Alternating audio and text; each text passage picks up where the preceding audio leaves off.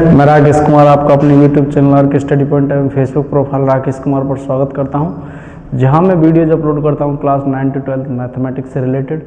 आज हम टॉपिक कराने वाले हैं क्लास 10th NCERT वृत्तों से संबंधित क्षेत्रफल यानी कि एरिया रिलेटेड टू सर्कल्स, जिसमें हम त्रिज्यखंड के बारे में सीखेंगे और वृत्तखंड के बारे में सीखेंगे।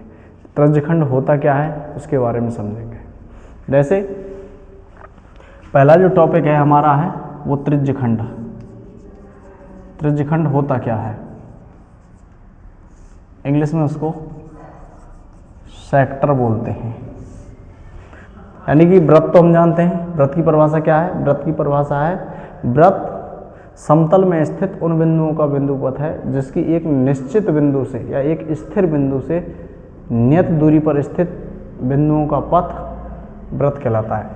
एक स्थिर बिंदु है ये समतल में, और इससे नियत दूरी पर स्थित हैं कुछ बिंदु। इनका जो पथ है, ये जो पथ है ये क्या कहलाएगा? वृत्त कहलाएगा। और जो निश्चित बिंदु है, ये निश्चित बिंदु जो है ये क्या कहलाएगा? वृत्त का केंद्र कहलाएगा। और ये जो बिंदुओं का जो पथ है ये क्या कहलाएगा? ये वृत्त कहलाएगा, यानी कि वृत्त की परिधि कहलाएगी। दोबारा से और बोलूं, वृत्त समतल में स्थित उन बिंदुओं का बिंदुपथ है जिसकी एक स्थिर बिंदु से सदैव समान दूरी होती है। ये समान दूरी पर होते हैं। ये जो समान दूरी जो होती है वृत्त, जो स्थिर बिंदु है ये तो वृत्त का केंद्र कहलाता है, और समान जो दूरी होती है वृत्त की त्रिज्या कहलाती है, और बिंदुओं का पथ ये क्या कहलाएगा? वृत्त की परिधि कहलाएगा। अब आता है त्रिज्यखंड। त्रिज्यखंड की परिभाषा क्या है? वृत्त की दो त्रिज्या, एक त्रिज्या ये हो गई, एक त्रिज्या ये हो गई। ये वृत्त की दो त्रिज्या और संगत चाप, ये चाप है, ये चाप है जिसको आर्क बोलते हैं। तो वृत्त की दो त्रिज्या और संगत चाप से घिरे भाग को क्या कहते हैं? त्रिज्यखंड कहते हैं। ये त्रिज्यखंड है, ये जो है क्या कहलाएगा? त्रिज्यखंड कहलाएगा। अब चाप क्या होता है? चाप के लिए आएगी बात दिमाग में कि चाप होता क्या है। तो ये वृत्त है, ये वृत्त का केंद्र है, ये वृत्त की परिधि है, सरकमफ्रेंस है।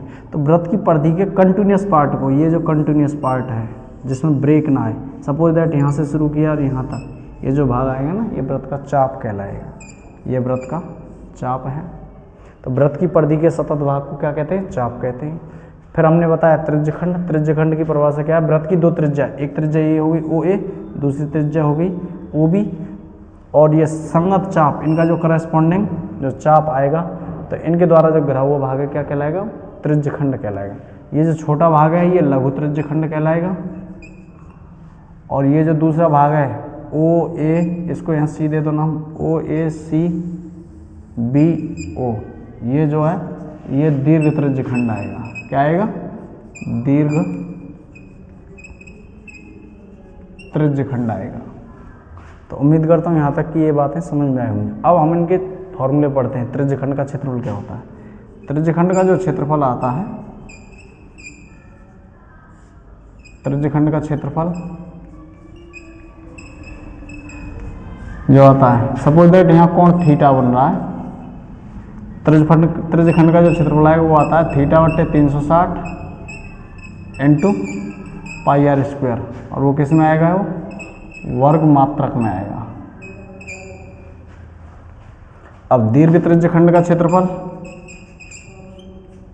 दीर्घ त्रिज्यखंड का क्षेत्रफल क्या आता है?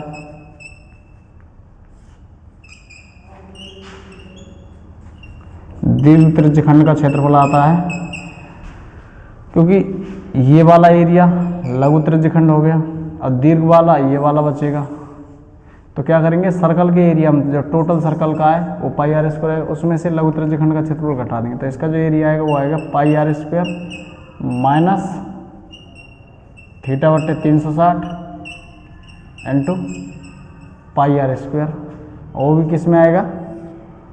वर्ग मात्रक में।